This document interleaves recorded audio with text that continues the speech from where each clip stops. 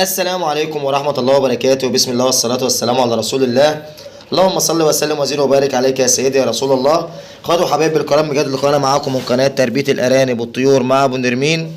ما تنساش انزل تحت اشترك في القناة، سبسكرايب، فعل زر الجرس، ادعم الفيديو بلايك. حلقة النهاردة يا شباب حلقة مهمة جدا. واحد يقول لي يا أبو نرمين أنا هبدأ بذكر وثلاث نتيان أو ذكر ونتيتين أو ذكر وأربع نتيان، فانا عايزك تعرف من الارنب ده هتولد كام ارنب والدنيا تبقى ماشيه ازاي. فمن خلال حلقه النهارده هرد على الاسئله بتاعتكم. 3 ارانب ممكن ربنا يكرمك منهم بعدد كويس جدا من الخلفات في خلال دوره او خلال العمل بتاعك مع ال3 نتيان، تقدر ان انت تعمل مزرعه كبيره ويبقى عندك بدل الام يبقى عندك 20 او 15 فربنا يكرمك منهم ان شاء الله. هنتكلم النهارده يا جماعه عن ذكر وثلاث نتيان. ذكر مثلا زي كده يا شباب اهوت، اي ذكر تمام، اي نوع بقى، مش شرط النوع الذكر يكون معاه، اهم حاجه يكون ذكر شغال. واحد يقول لي انضف نوع ايه يا ابو نرمين في الذكوره يا حبيبي؟ الذكوره كلها زي بعضها، اهم حاجه يكون نوع ذكر يكون شغال ويكون بيلقح كويس وعنده خصوبه كويس. غير كده ما تقوليش بقى اللون، اصل الشكل، اصل النوع، اصلا دي امي يا جماعه ما شاء الله في لاين اهي تمام يا شباب اهي، حاجه ما شاء الله، خلفتها ما شاء الله ايه، جايبه ريكس وجايبه زي وجايبه اسكندريه اهوت تمام، ارنب اسكندريه اهوت، وجايبه بابيون وجايبه هارلي كوين اهو يا جماعه، ده برضه هارلي كوين اهوت. فمن الاخر كده يا شباب الارانب كلها بنت بعضها بنت بعضها. تعالوا بقى يا جماعه نقول لكم 3 امهات وذكر لو ربنا كرمك منهم هيشتغلوا عندك ويولدوا ليك كام ارنب، وطبعا الارزاق بتاعت ربنا. بس الام لو قلت عن الاعداد دي تبقى يفضل ان انت اكتر من مره، يفضل ان انت تغير الام دي يا شباب. بفضل الله دولت 9 ارانب.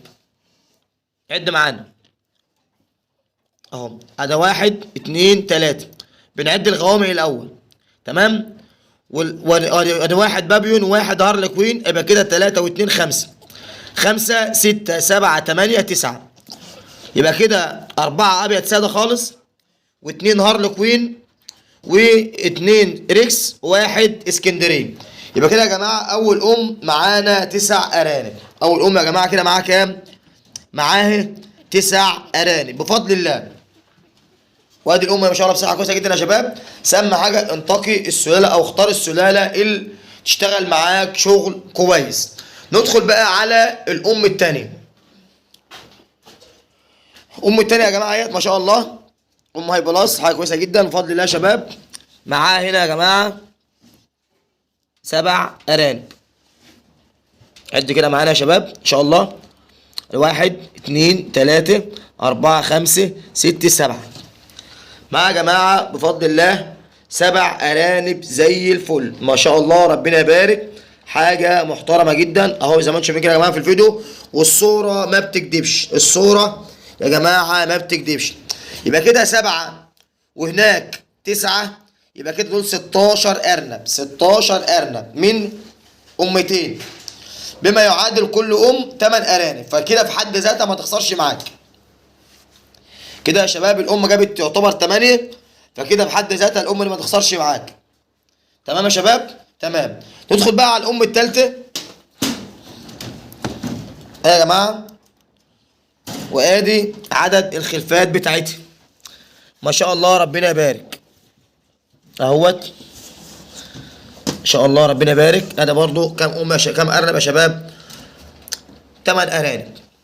ادي 1 2 3 4 5 6 7 8، 1 ابيض و2 اسكندريه، يبقى كده كام؟ 3. ده فلندر يا جماعه، يبقى كده 4. ده سيلفر 5 و3 سودا همت، يبقى كده دول كام؟ 8 ارانب. ادي كده 8 و7 15 و9 24 ارنب، يعني 3 نتيان خلفوا لك 24 ارنب. فدي في حد ذاتها حاجه ممتازه جدا. ان قدرت انك تحافظ على ال 24 ارنب اللي تولدوا عندك من ال3 نتيان، يبقى كده مشروعك دي خلال بالظبط 35 يوم رضاعه و30 يوم فطام، يبقى كده بتيجي تبص تلاقي بقى عندك ما شاء الله 24 أرنب. 24 أرنب تقدر تاخد منهم بقى السلالات اللي انت عايزها. الارنب اللي حجمه كويس، صحه كويسه، ان خدت من ال 24 ارنب دول مثلا 10، تمام، خدت منهم 10 او 15 يبقى مزاجك حلو. 15 على الثلاثه اللي عندك الاولانيين بقى كده عندك خلال اول ولده 13 او 18 خلال اول ولده بقى عندك 15 يا جماعه جداد غير الثلاثه بتاعك الاساسيين. يبقى انت كده مشروعك بيكسب معاك وبينجح معاك. هتبيع العشرة، تمام، او هتبيع التسعة، او هتبيع اللي تبيعه يصرف على الارانب بتاعتك في العلف، ويبقى انت كده مكسبك في السلالات. مكسبك هنا في السلالات. نرجع تاني ونقول اهم شيء عشان تشتغل صح، اشتري الارنب من مصدر موثوق منه. مش اي ارنب تشتريه وخلاص، مش اي تشتريها وخلاص يا جماعه. اهم شيء ان الام تكون صحه كويسه، جسمه كويس، حجمه كويس، مصدر الام كويس. ممكن تبدا بذكر وثلاث نتيان، يعني بطاريه زي دي يا جماعه، نص هرمي، 8 عيون. ممكن تحط ذكر يا جماعه في مثلا في عين زي كده، هنا كده مثلا، هنفترض مثلا عين زي كده، حط فيها ذكر، ماشي، وتحط الثلاث نتيان جنب بعض. حط 3 نتيان في الثلاث عيون جنب بعض وتشتغل، ربنا يكرمك. هتلاقي بص الثلاث نتيان لو ربنا يكرمهم مثلا يولدوا لك كل ارنبه 8، هتيجي بص بقى عندك 24 ارنب خلال اول ولده. بقى عندك 24 ارنب تقدر تاخد منهم سلالات. تيجي تبص تلاقي بقى عندك خلال شهرين عدد خلفات من المولوده عندك تقدر تاخد منهم سلالات. اللي خدت منهم 10 بس او 12، خد 12 يا عم على الثلاثه اللي عندك، يعني خد نصهم على الثلاثه اللي عندك. بقى عندك كده 15 ارنب، بقى عندك كده 15 15 دولت هتقدر خلال 6 شهور، خلال 5 شهور، يعني 3 شهور بعد الفطام، 3 شهور بعد تاريخ البيع، بيع اللحم يعني، 3 شهور هتيجي تبص بقى عندك ما شاء الله 15 الدورة اللي بعدها لو خدت كمان 10 امهات من الولدة اللي بعدها، هتيجي تبص خلال 7 8 شهور او 9 شهور. ما الشهور يا جماعه بتاخد من بعضها. الدورة اللي بعدها اصلا ممكن تاخدها بسرعة، تمام، هتيجي ورا منها على طول. يعني بتبقى انت مثلا فطمت والخلفات اصلا مولوده، تمام، يعني بتاكل فطام والخلفات الثانيه مولود. ان خدت من الخلفات الثانيه كمان 7 8 امهات ولا 10 امهات، بقى عندك كده بالصلاه على النبي 25 خلال ولدتين، من 3 امهات بس. يعني انت تقدر تكمل مشروعك خلال 7 8 شهور او 10 شهور. يا عم تعالى على نفسك شويه، خلال 10 شهور بقى عندك من 3 امهات بقى عندك ما شاء الله 25 25 تعالى بقى نقول لك تكلفة ال3 امهات كام. النهارده يا شباب عشان تشتري كويسة، حاجة سلالة محترمة جدا، تكون مثلا متعشرة او الكلام ده يا شباب، او بكرية، هتقل على النهارده عن 400 جنيه. يعني عندك 3 امهات في 400 ب 1200 جنيه، و400 ذكر، و400 جنيه ذكر محترم شغال كويس، يبقى كده دخلت ب 1600 جنيه.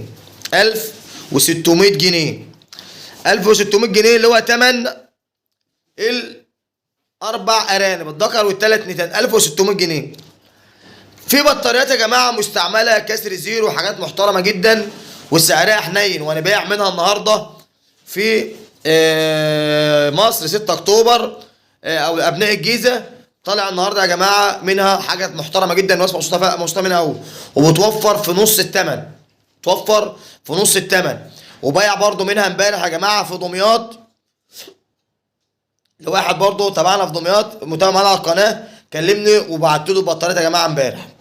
النهارده مطلع 12 ارنب، 10 امهات وذكرين، واربع بطاريات نص هرمي، و11 شجره علف، تمام، ومشمعات للبطاريات في متابع معانا على القناه في 6 اكتوبر ابناء الجيزه. تمام يا شباب. فطبعا يعني تقدر انت تشتغل وبطاريات مستعمله سعرها حنين. بطاريات يا جماعه، في بطاريات مستعمله وبطاريات لسه البوهي على جسمها. بطاريات يا جماعه لسه البوهي على جسمها ماسكه نفسها. يعني احسن من اللي انتوا شايفينه ده كده يا جماعه، احسن من اللي قدامكم في الفيديو كمان. تمام يا شباب. يعني احسن من اللي انتوا شايفينه قدامكم ديت. لسه البوهي على جسمها احسن من دي كمان. وسلك كويس وحاجه محترمه جدا ورخيصه، بتوقف عليك بنص الثمن اللي توفره في البطاريه. هات بو علف، هات بو ارنب. يبقى انت كده بطاريه مستعمله تعمل لها 1200 جنيه. تمام يا شباب. 1200 جنيه اللي هي البطاريه ال8 عيون. تمام. هتيجي تبص هتلاقي الدنيا ماشيه معاك كويسه جدا. 1200 جنيه بطاريه تكون حالتها كويسه برجليها، معاه ولاداتها، معاه علامات خطوط ميته، تبقى توفر عليك من 2250 جنيه توفر عليك 1000 جنيه كامل. 1000 جنيه تحط على 1000 جنيه ده انت 200 جنيه وتجيب لك 3 نتيان.